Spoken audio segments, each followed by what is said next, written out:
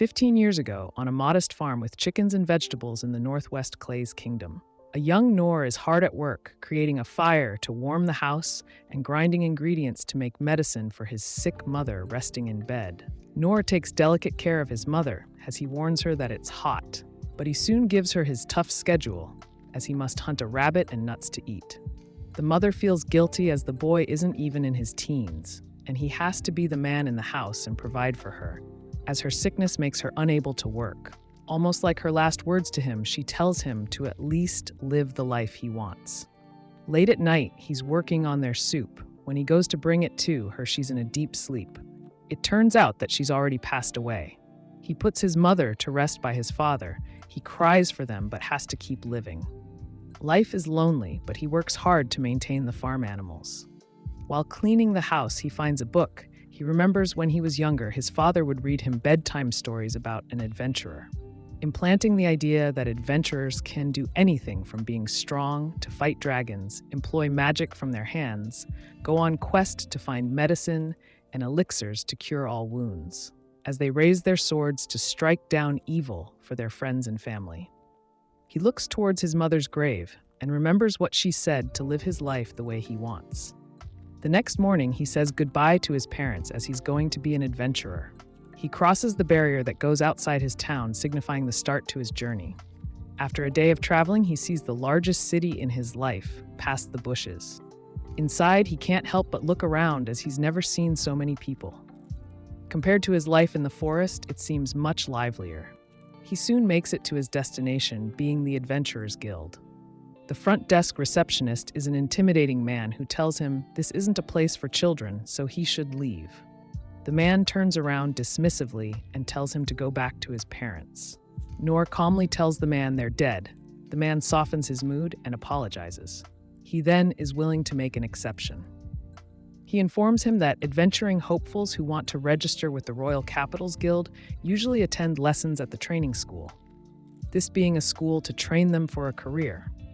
If this is the career he wants, he's going to need to develop skills, such as the art of swords or magic. Noor agrees and is motivated to attend this school. He first trains in the art of the sword. In drills with other applicants, they swing their sword in a routine. One of the background characters manages to enhance his wooden sword with fire, with this being the goal of the practice. A month goes by with the class all achieving this, having practice spars, while Noor is the only person unable. The instructor is watching his training, but eventually calls it off as it's a waste of his time. Noor tries to beg the man to give him more time, but he refuses. He says that all he's able to retain is parrying to evade an attack, suggesting he chose a different path. As Noor is depressed, the instructor tells him to try again in another field of training. The next art of discipline is the warrior class. He's motivated to try, as it's his job to risk his job taking damage for his allies. In training, men cart heavy boulders shirtless. But like last time, a few months go by and he's being cut from the program. The instructor acknowledges his effort, but if he continues, he'll lose his life. His next journey takes him as a hunter, but his teacher soon berates him on having a total lack of sense to handle a delicate weapon. In the fall, he tries to become a thief, but his teacher says he's unable to dismantle a trap, being a mandatory skill for opening treasure chest. He also can't sense a person's presence, so he can't become a spy. Noor makes his way to the hall of the old magician, but the elderly man laughs as he spent months, but all he can manage is a tiny flame, finding it rare to find a person incapable of magic to this degree. By winter, he enters the training faculty for a cleric, and by spring he's leaving as he's only managed to heal light scratches. The cleric still praises him for having no aptitude for the practice, but still being able to use low-level healing. At the Adventurers Guild, the old receptionist can't believe what he's hearing, as Noor spent a full 3-month term practicing every art, but still can't perform at the level of one of the classes. He lightens his mood but is serious, having to break the news to the boy that he can't let him register to be an adventurer. At his parents' grave, he informs them of his status, but says he won't give up on his dream. He believes that since he can't perform 1,000 moves, then he'll work to master one. He carves a wooden sword and sets up practice dummies to train his parry skill. He vows to train morning, afternoon, and night. After a year of dedicating himself, he's able to evade 10 swords in one move. With 3 years of vigorous training, he's able to evade 100 swords, but still hasn't acquired any new skills. He swings in frustration, as at this rate, his goal to become an adventurer is nothing but a pipe dream. 10 years later, he's now a man who's able to affect the entire forest with one swing of his sword. He decides to give it one last try. He goes back to the capital to see if he can register. The receptionist is now a young girl in her 20s who points him in the direction from learning from the capital instructors, but he's unable to do this. Lucky, the master comes out now, being the man he met as a child. The man doesn't recognize him, but after some talking, he's able to remember a young boy who came in asking to be an adventurer. He is shocked to see he's continued despite having no talent and did his own solo training. The master informs not to give up, as now there happens to be ranks to identify a hierarchy for adventurers, with the highest being S and the lowest being E. To be an E rank, he has to have one useful skill, but he still doesn't seem to have this. But he still gives him another option. As technically, there is an hypothetical F rank, but it's unheard of even for civilians. Noor accepts without hearing about the fine print. There's a catch. The F rank is not able to take on any quest or kill any monsters. Instead, they do miscellaneous tasks around the city, more or less responsible for maintenance. The master begins to say no one is dumb enough to accept the job, as this task used to be for beggars. But Noor doesn't see it that way and readily accepts being an F-rank adventurer, acting his younger child-like self, getting his adventurer's ID'd. At night, he would train, and by the day, he would do his task. His job would go from finding lost, playing with children, helping the elderly. Still, he was happy with his simple life, as his dream was to become an adventurer that could be of use to people. Noor is a hard-working member of society who wakes up before dawn to shovel dirt out of the aqueducts for the nice elderly who can't do it themselves. Noor is physically stronger than the average man, as he works from morning to late in the afternoon at his construction job. The boss thanks his hard work, as now they can make their schedule. As he's accepting his paycheck, he notices a light coming from the cave. His sensitive ears are able to pick up a young girl asking for help. Noor rushes past his boss to save the girl in the cavern. Inside, the girl in question is tied up in a special substance. Men with swords surround what's known as huge cow.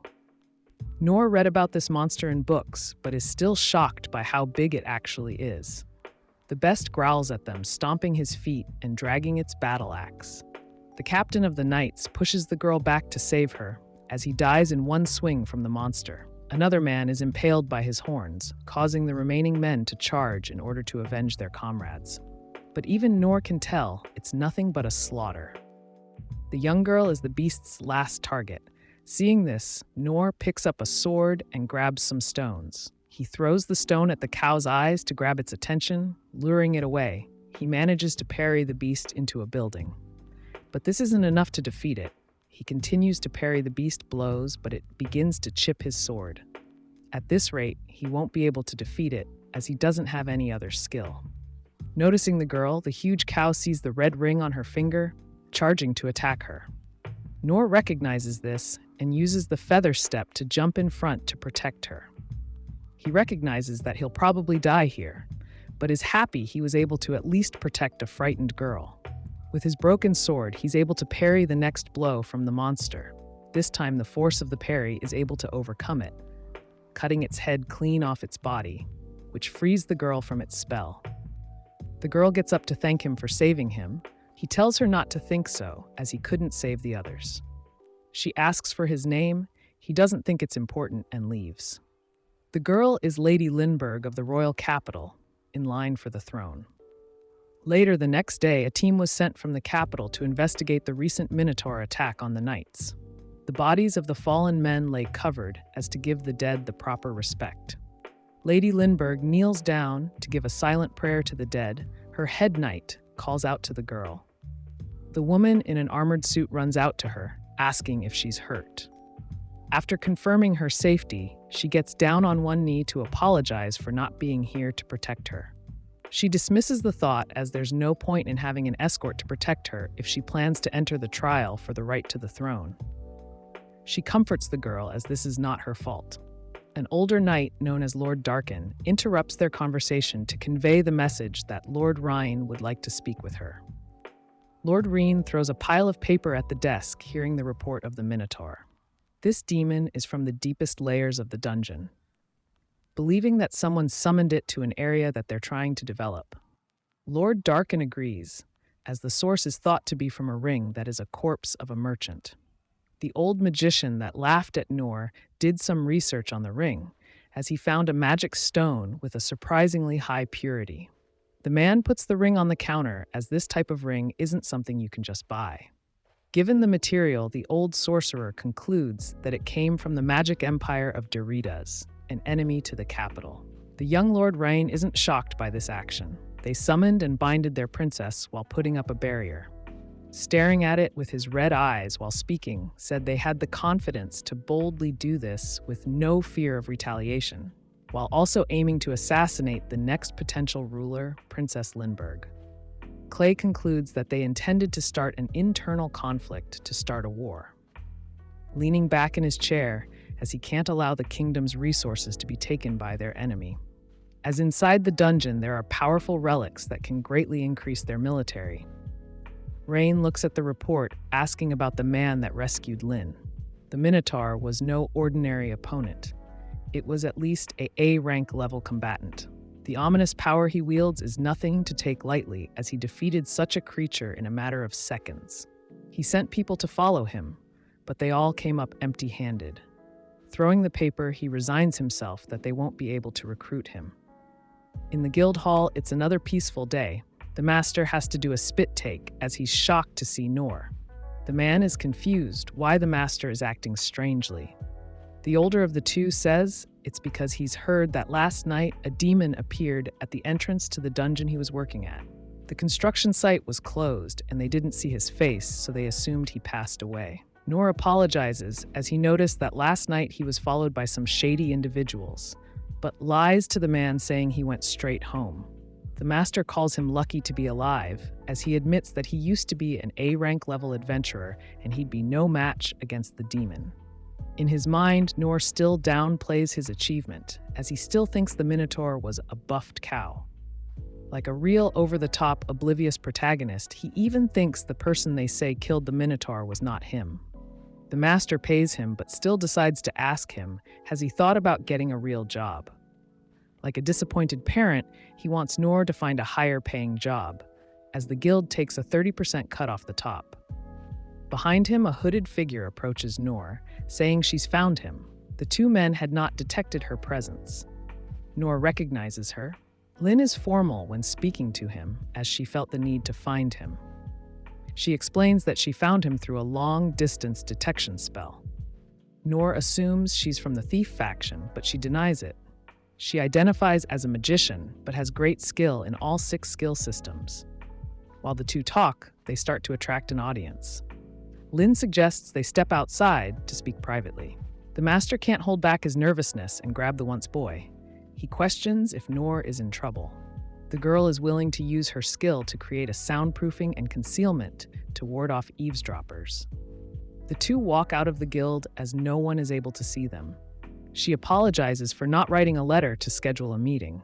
She apologizes for interrupting his talk with the guildmaster.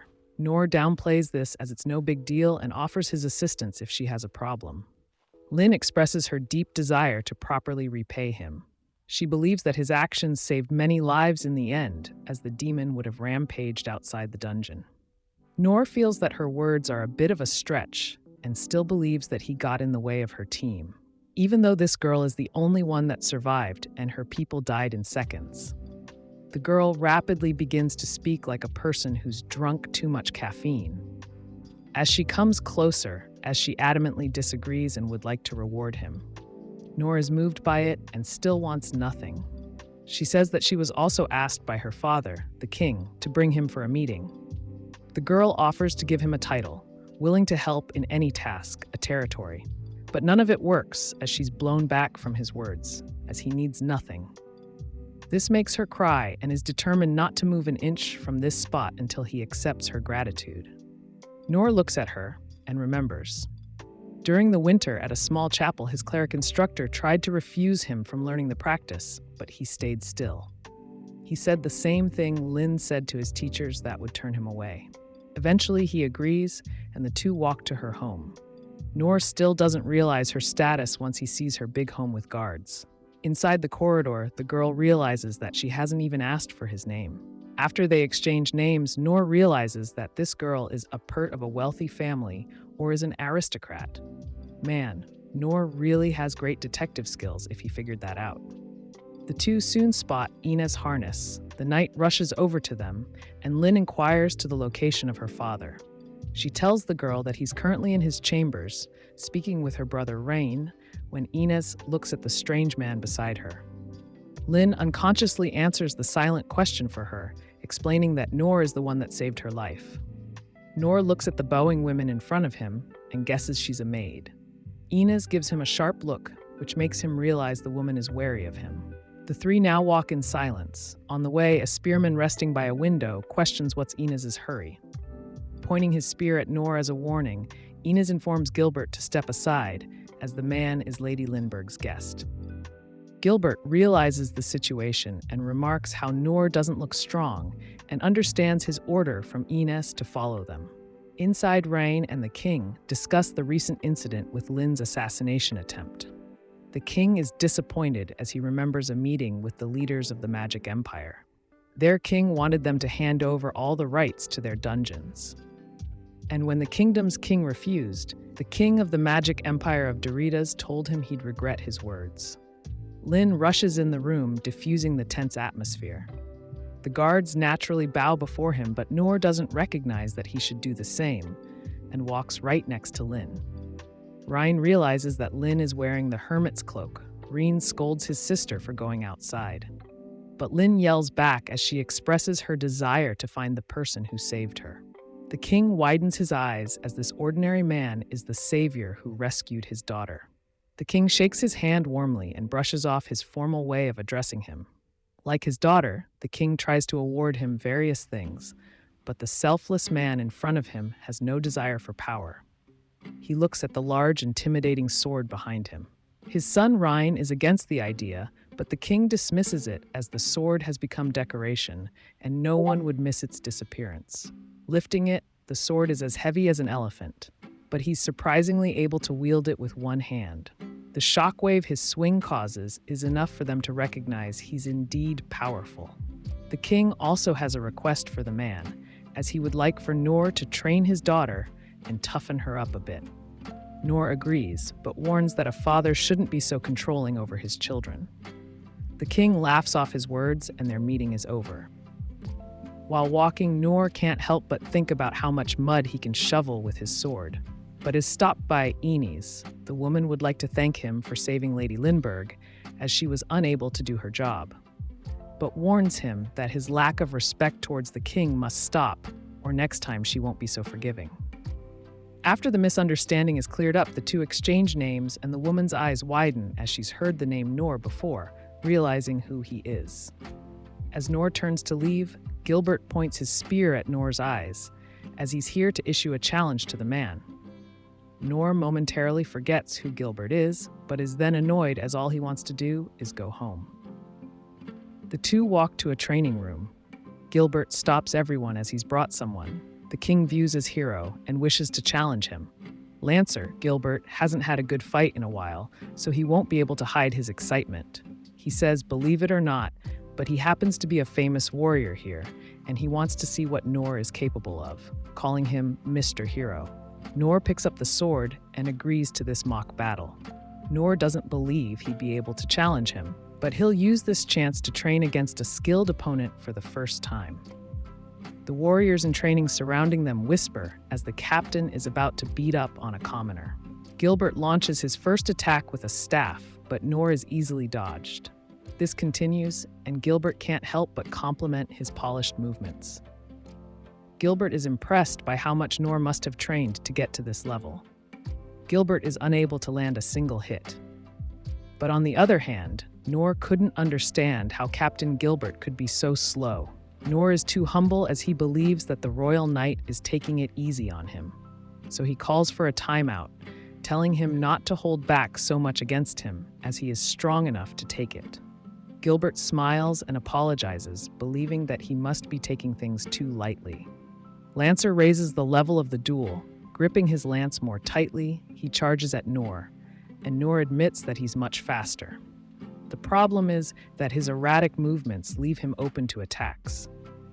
Noor can't help but think that it seems like he's intentionally trying to lead him into a counterattack. Gilbert starts to get enraged as he's unable to still land a hit.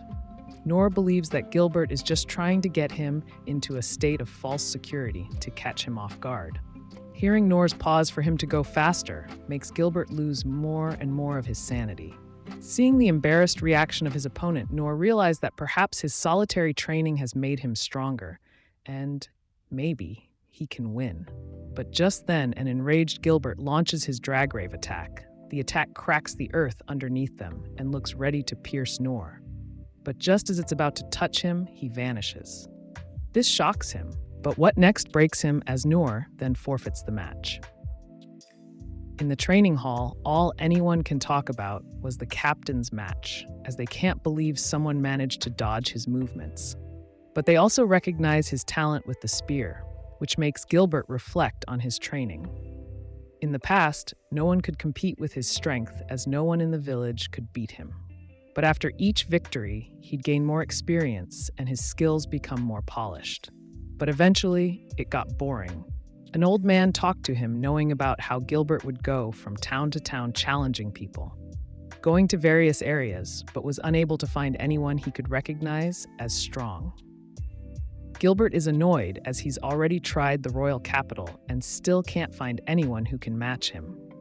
The old man informs him about the current power struggle in the capital, as the army is in need of powerful men to protect them from external threats. Gilbert agrees to do this. In the training hall, he'd challenge any potential rivals and defeat them, then return outside to destroy the demons terrorizing the peace. But it's not enough, as no one can call themselves a real challenge. Over time, he became angry and disdained people for their weakness. One day, his instructor approached him and commented that people had nicknamed him the Honorable Spear Sovereign. Gilbert blandly looks at his teach, as he found it to be another bothersome title that holds no value.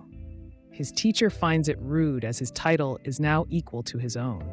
The teacher then questioned him on what he thinks about Ines Harness's ability. Gilbert says that she's strong in other areas, but in a one-on-one battle, she wouldn't be a challenge. Gilbert thinks that things would be more interesting if there were more people like the instructor. The teacher questions him on what he means. Gilbert believes he's wasting his time with those adventures and royals, as those people are as strong as his left pinky finger. The older man looks at him and reminds him that in war, he's going to need to rely on his allies, as no matter how strong he is individually, we have limits. Smiling, the instructor knew that one day there would be a person who would surpass him. Gilbert can only look forward to the day he's surpassed, hoping he'd be in a position to still challenge the person. At the moment, Gilbert wonders if Noor is truly a man who could easily defeat a minotaur. Remembering that the man didn't have any ounce of overt confidence, but what he found more strange is his insistent denial to receive a reward. But what still annoyed him the most was their duel. He pushed himself faster than the speed of sound and tried his most powerful technique. But none of it landed him closer to victory. Gilbert knows that normally such techniques would lead to a person's death, but he didn't care. He was resolved to kill him just to win, but in the end, the man left and humiliated him in front of his men. Gilbert grins as things are finally getting exciting. Noor still finds a way to downplay his ability, calling himself weak. The next day, he's scooping mud with his sword as he shockingly finds the tool perfect for getting mud out. In the forest, he thinks about how the dungeons have been shut down because of that incident, so he has to rely more on his mud scooping job. If this continues, he'll have entire days where he has nothing to do. But he smiles as he got the bright idea to use his sword as an oar, or maybe become a pizza chef, maybe use it to grill food. He looks behind him and sees a smiling Lady Lynn greet him. Hearing him, she realizes that Ines is behind his stiff way in greeting her, and Lin immediately asks him to call her by her nickname Lin. Lin asked to become his page. Seeing Noor's confused face, she explains that a page is someone who takes care of their master's everyday necessities, doing so as they absorb knowledge from them, being close to an apprentice. But he bluntly tells her no, much to her disappointment. Lin believes that he's unhappy about something from the other day, but Noor tells her it's because he has nothing to teach her. Lin doesn't give up an offer to pay him or do any request he has. He could even use her name to request jobs from the guild or do odd jobs around the capital. Lin almost cries as she promises to be of use to him. She begins to show off her skills from magic to skill with the dagger, showing anything to prove she could be useful, but he still rejects her. The little girl curiously feels worthless after all the things she's shown him and didn't understand. Noor puts a tiny flame to his finger, explaining that this is the only magic he can use, with him having no other skills in the other arts, so he's not a suitable tutor. On the walk home, a downcast Lin remembers the type of legends the teachers told to encourage students to do better. There once was a young boy at the age of 12 who attended all the 6 training courses and completed the full term. The students all found the idea ridiculous, as even the bravest warrior would be able to last 3 days in a sorcerer's class, let alone a child. But having now seen that one boy be the one to protect her, she believes it. Instructor Oaken taught her the small flame technique. Even the most basic of technique can increase its power. The flame requires devotion to studies and large amount of time to see an increase. So this is why she's stunned to see Noor create a flame many times bigger than their head mage, showing anything to prove she could be useful, but he still rejects her. The little girl curiously feels worthless after all the things she's shown him and didn't understand. This means Noor has increased the level for the basic art in each of the 6 class skills. The girl is disheartened, as all she showed him was how she was able to memorize a bunch of high-level skills. She mocks herself as the man, after acquiring such power, didn't go around bragging or challenging people, but instead quietly went to work helping people. Lin believes there's no one more physically and mentally strong enough to live alone on his own terms. As one day, as the princess, she would rule the kingdom alongside her brother and father. And like their motto dictates, those of royal blood must be strong. So more than anything, she must learn how to achieve his level of strength. That night, she appears again outside a tavern. She tells Noor that from now on she will follow him every day until he recognizes her as his page, believing that the supreme strength of this generation resides in this man. This is where we're going to have to leave off for today. If you like this video, here's another one just like it that you should check out. I will be breaking this anime down into multiple parts. Now, if you liked this video, make sure to like the video. Why not subscribe? I'll be uploading daily videos like this one. I'll see you next time.